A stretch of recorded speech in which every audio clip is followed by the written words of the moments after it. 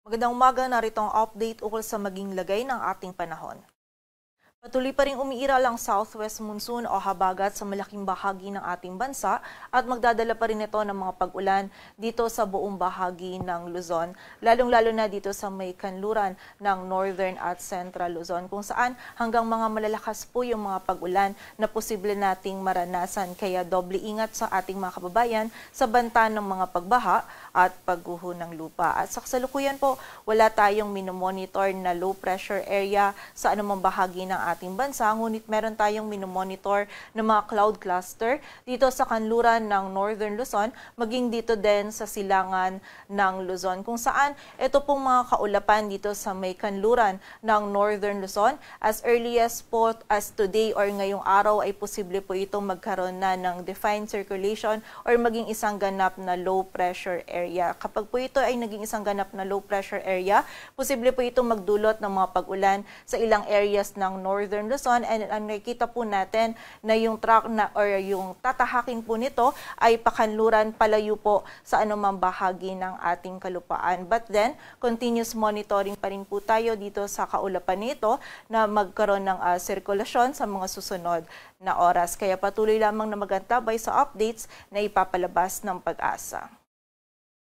At para naman po sa mga pag-ulan na dala pa rin ng habagat, posible po yung 50 to 100 millimeters of rainfall o yung mga malalakas na pag-ulan dito sa bahagi ng Zambales, Pangasinan, La Union, Benguet, maging dito din sa Ilocos Sur at Abra. At posible pong magpatuloy hanggang bukas yung mga pag-ulan nito, lalong-lalo na dito sa area ng Pangasinan at Zambales. Kaya naman patuloy pong pag-iingat sa ating mga kababayan dyan, and makapag-ugnayan din po tayo sa ating mga LGU para sa aksyon na kailangan natin gawin para sa ating kaligtasan.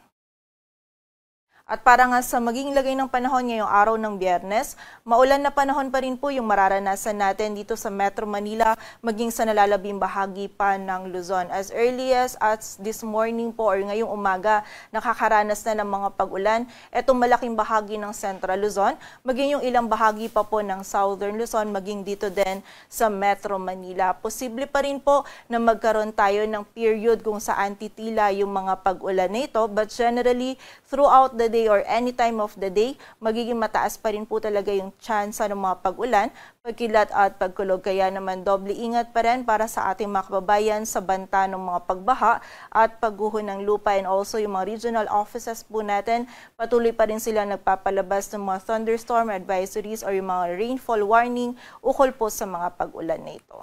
Agwat ng temperatura dito sa Metro Manila ay mula 25 to 30 degrees Celsius.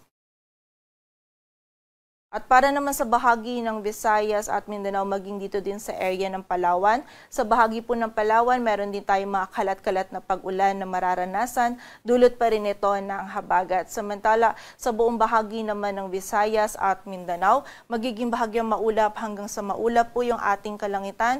Meron tayong tsansa pa rin or posibilidad ng mga isolated o yung mga biglaang pag-ulan, pagkilat at pagkulog, lalong-lalo na dito sa area ng Eastern Visayas, dulot po ng habagat at ng mga localized thunderstorms. And posible pa rin pong katamtaman hanggang sa mga malalakas na pag-ulan yung ating maranasan. Kaya muli, doble ingat pa rin sa mga kababayan natin sa banta ng mga pagbaha at pagguho ng lupa. Agwat ng temperatura sa Cebu ay mula 26 to 32 degrees Celsius at sa Davao naman ay 25 to 31 degrees Celsius. At para naman po sa lagay ng dagat baybayin ng ating bansa, wala tayong nakataas na gale warning, kaya malayang makapalaot yung mga kababayan natin mga isda, pati na rin yung may mga maliliit na sasakyang pandagat. Dito sa Metro Manila, ang araw ay sisikat mamayang 5:44 ng umaga at lulubog mamayang 6:05 ng hapon.